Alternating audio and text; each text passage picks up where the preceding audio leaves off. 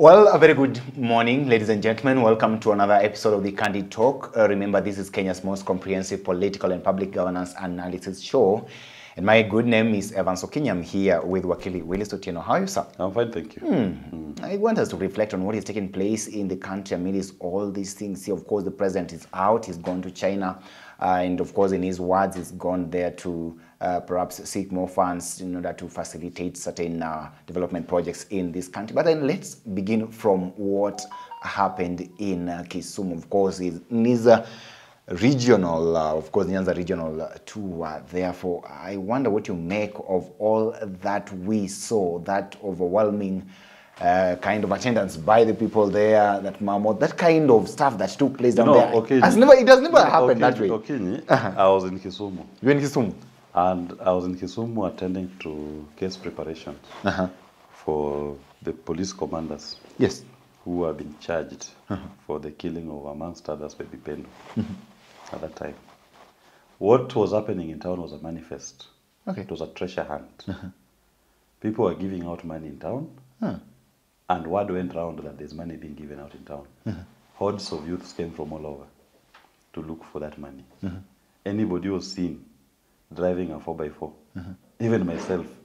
I was surrounded, mobbed by a group of youths who were asking, where's the money? Give us money. So, I mean, when Ruto has messed up this economy, you have many youths who are qualified and don't have jobs. The economy is not working for them. So when they hear there's money being given out in town, of course they will come out. And they're asking anybody. As long as you're seeing a 4x4 car, they will mob your car and ask you to give them money. Okay. So the little you have, you give. So that's, but that to me... does that actually explain the mammoth we saw in Kisumu, in Homa Bay, in Migori, in Siaya? It was a pure question of there's money, let's go and see. But surprisingly also when you notice, many of the people attending those functions, they are just left with one word.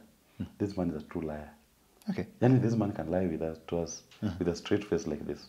He comes here making to us promises of new projects that he wants to do. When the old ones that he promised last year have all stalled. He's not even talking about them.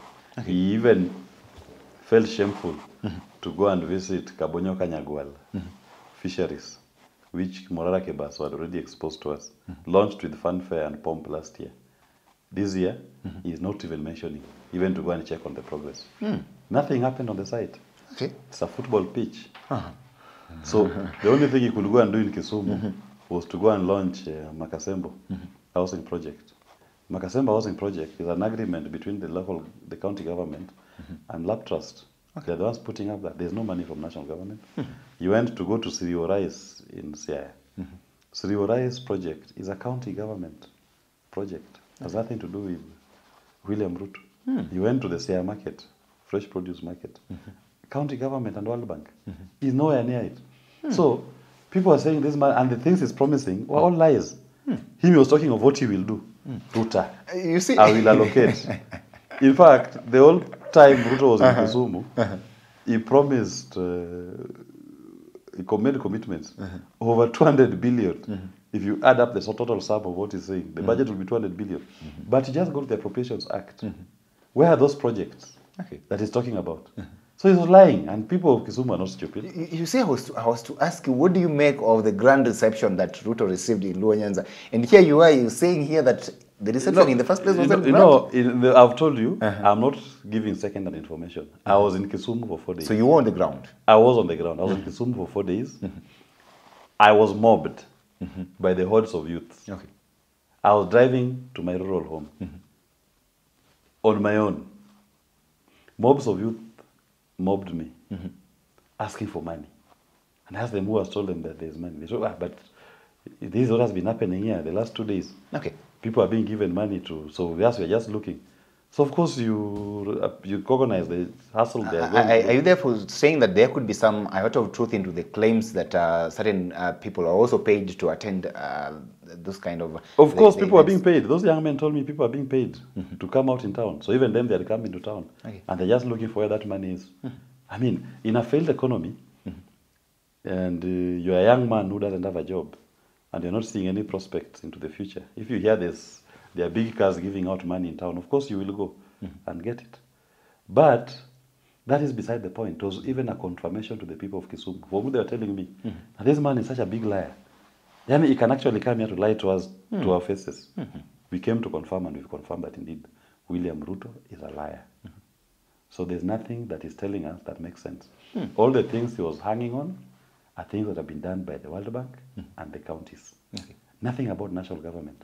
The only thing for national government in Kisumu, he should have gone to the Muroni Chemelil Mamboleo Road, which stalled. The contractor left site. He should have gone to Kabonyo Kanyagwal Fisheries Project, which he launched last year. Stalled. In fact, not even stalled, has never taken off after launching. He should have gone to the road in Sango, Bondo Sango, which he launched last year. That one around Walozom. Stalled. They only did 100 meters of tarmac. The contractor is out of sight. Okay. And it is everywhere. But if it was about Mani Wakili, here we are previously, Ruto went there back then during the, even before elections, when he was in Kondele, and of course the kind of hostile reception that he received there cannot actually be ignored. And we remember him even being stoned back then. If I told it was about people looking for money, I think at that particular moment there was more money, so to say, as compared to right now. What has changed before then and now? Ruto didn't have more money in that time than he has today. He has more access to more money today as president than he had as a candidate. That one you must accept. Then don't you then think that? The same Ruto had very big rallies before the incident in Kondele in 2022. He had huge crowds in Kisumu. Where they went to listen. So why was he stoned then but not? No, it was in Kondele. When he went to the grounds next to the airport, he was not touched. He had a very big rally there in 2022. He was not stoned. In fact, from those who were there, say that the stoning in Kondele was also about a fight for money. Because he had promised that he had given out money. And when people go to the ground, so there was rival youths who were stoning him saying, "You are lying. You've not given money." The stoning in 2022 of Ruto in Kisumu was not that people didn't want him. It was because he had lied that he had given the money and there was no money. So that is why that incident, from what I gather. So even he was received in Kondele very well. He was not stoned. He was stoned at the time of leaving.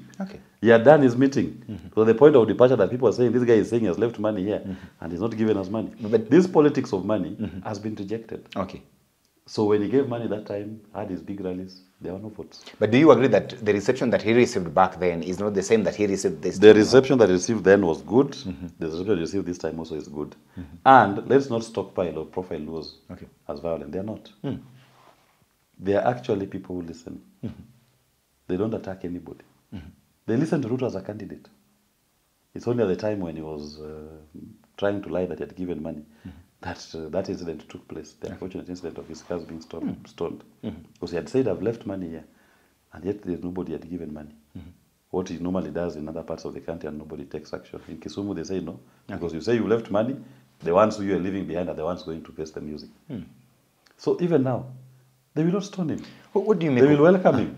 But there are still underlying issues that the people of Kisumu are questioning. Number one, this economy has failed. Number two, the killings which took place. Baby Pendo was killed. The Mandamanos that was 2017. The Mandamanos of last year, people were killed. The Gen Z revolution, people have been killed. And William Ruto is not talking about those things. In fact, if there's any place that William Ruto should have visited when he went to Kisumu, he should have gone to Nyalenda to visit the family of Baby Pendo. He should have gone to Obunga. Should have gone to Nyamasaria. Should have gone to Nyamasaria. Should have gone to Kondele to visit the victims of police atrocities in those areas. People who were killed, families who are mourning their loved ones. Young men, there's a young man I met in Kisumu, Manyata. He was shot, a young girl actually. She was shot on the leg in the last Gen Z Mandamano. Her leg is being amputated. He should have gone to Kanyadiang to visit the family of Denzel, the young student who was abducted and killed. Those are the projects that you want Ruto to launch in Nyanza. Let him go to Kanyadiang. Let him go and tell the family of Denzel to their face what the police did to your son was wrong. And call for accountability. Get those policemen who abducted Denzel. Take them to book. In Siaya, those two young men who were shot outside the market, You should have visited their families to tell them, we are sorry for what happened. Okay. We are going to compensate you, and we are going to take those policemen to court. Me, I've told you, the policemen who are doing these things, the commanders are responsible. I will not stop. I'm on the case of the commanders who are responsible for the atrocities of 2017. Their date with destiny is there. They're taking a plea on the 3rd of October. I will be in court to superintend it, to make sure they take a plea. So even these police commanders who committed these atrocities during the mandamanos of last year and the Gen Z revolution, their time will come, and I'll have a day with them in court where we shall prosecute them for what they've done. So the long and short of it, even when Mama told me, when Mama were very emphatic, even our husbands don't lie like this. William Ruto is a liar. In fact, one of them said the devil is a liar. He seems he wears Kaunda suits. So can you lie your way to State House? There? Can you lie your way to State House? Do you agree? You see, the point is this. You can lie to some people some of the time, as Bob Marley says, but you can never lie to all the people all of the time. Okay. So if he lied his way to State House, that was then. Kenyans are now woke. Okay. You cannot now, as president, lie to all of us. That is why he's exposed. So you're saying that he can lie his way there, but lie he cannot actually sustain. You cannot, the lies cannot sustain. You see, when you are lying, you are addressing only a particular group. You can lie to some people all of the time, but you cannot lie to all the people all of the time. That is Bob Marley, the legend. Talk to me about the broad-based effect now that we're witnessing here. There are certain quarters that believe, one, they believe that your people are politically bipolar. Two, they do believe that the effect of this sudden bromance between Right Honorable Raila Odinga and William Ruto is actually what is responsible for the kind of reception that he received there. Number one, my people are the people of Kega. Okay. My people are not just the Luo community. So when you say my people are bipolar, my people are the people of Kenya, and Kenyans are not bipolar. Kenyans are woke. Kenyans will give you one chance. Once you prove to them who you are, they will believe you. William Ruto has proved to Kenyans that he's a liar. And they believe him. They are handling him as a liar. The people who are in Kisumu listening to William Ruto, I've told you I was there. The feedback I got, that this man can lie through the teeth without blinking an eyelid. It. You know what it is, the night, the firefly. You see it's light here, you go and try kumbe it has it's no longer there. The fire comes out here, then it's somewhere else. So that's what they're saying about William Ruto. Wamama said this man lies like a firefly. That is William Ruto. And there's nothing much about it. Of course, his bromance with Raila might, of course, I mean, in a way contributed to people coming out to see him. What is this promise to him? They want to listen to the unveiling of what is the promise of the broad-based. Raila has his supporters in the region who will want to know what is in it for us. But they went to listen. They came back with a verdict. It's all lies. And I am telling you, the simmering tension in the region, people are actually very bitter. They actually feel that there's been no accountability for those who were killed, those who were maimed out of the protest. So you're not going to buy the life of Denzel by appointing two former ODM officials to your cabinet. Denzel had a promising future, and 20 other young men were killed in the region. They are all demanding for accountability. There are almost 300 Kenyans who've been killed in the Gen Z revolutions alone, who are demanding for accountability. So that cannot be wished away on political rhetoric. Kenyans will not forget. My people, the people of Kenya, are not bipolar. My people, the people of Kenya, and I call the people of Kenya my people, and I'm also their people. I'm their person. We are one. They are not bipolar. Politicians have lied to them before. And they've said enough is enough. They are not going to continue this politics. Politicians have lied to them. Have they? Before. The big question would be, have they bought the lies from the politicians? No. You see, they've been lied before and they bought it. But that is why you saw the Gen Z revolution. It's not led by any politician. It's a people-driven process. Okinya, I've told you so many times. Stop analyzing Kenyan politics based on the old lenses. There is no politician responsible for the Gen Z revolution. The people of Kenya, on their own, have seen through the political rhetorics and lies. And they've risen up and said, no, enough is enough. Okay. They are creating a new republic. A republic that is about human dignity, that is about human life, respect of human life, sanctity of human life. It's about economic empowerment, economic emancipation of the people. And the political class, as presently constituted, cannot deliver on the promise of that Kenya that the people of Kenya are demanding for. Okay. Their day with destiny is coming, and the Kenyan people will punish them severely. They will all be forgotten, never to be seen. Morara Kebaso, just doing one trip alone, has already wiped off whatever you think William Ruto gained in Nyanza. Okay, well, that's yet to be seen. But then here you are, and you're saying that to come 2027, we should expect seeing your name, Jimmy Wanjigi's name alongside yours at the ballot, of course, vying for the top seat in this particular country. But then a question would come, because definitely whenever we are here, at the end of the day, we talk of numbers. And my question would be, are you not worried that perhaps the kind of mammoth that we saw in Kisumu could actually translate into votes? I've told and you, more so, the kind of mammoth you saw in Kisumu that you keep referring to, I've told you they were not there because they love William Ruto. But even if you compare those numbers with the numbers in the same Kisumu during the Gen Z revolution, these numbers of William Ruto pale in comparison. Okay.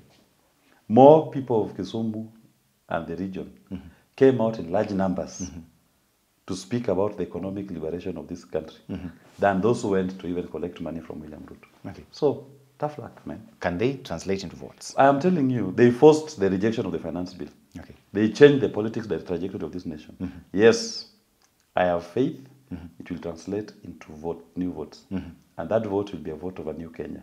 Okay. A Kenya in which our politics will be based on what is your economic promise. And is it deliverable? Is it tangible? Can we believe you? William Ruto will fail that test early in the morning. The people will choose a leader that espouses the things they believe in. Okay. That speaks tangibles, not promises. Tangibles that will give them economic freedom, that will remove the yoke of slavery off their necks. We have been talking about odious debt as Jimmy Willie for the last 2 years. Today in the headlines, IMF and World Bank have responded. Definitely I've seen that. It tells you that the conversation is turning to the economy. And we say the economic problem is caused by the odious debt. Let the IMF and World Bank put their figures on the table, put their agreements on the table, put their projects on the table that they finance. Then we will invite the sovereign bonders, the London Sovereign Group. Put your figures on the table, put your projects on the table, put your parliamentary approval on the table. Then we'll go to the domestic lenders. Everybody to follow the IMF and World Bank's template. Domestic lenders, put your figures on the table, put your projects we finance on the table, put the parliamentary approval on the table. Whoever does not meet those three, my friend, odious debt. It is debt. It is the economy, stupid. So you're saying all these rallies and all these kind of stuff that we're witnessing in the country right now will not actually sway you away from focusing on the real issues here that are affecting our country? The issue is the economy. The issue is the economy. It is the economy, stupid. Till we have this conversation again, have yourself a lovely day. My name is Evans Okinyi.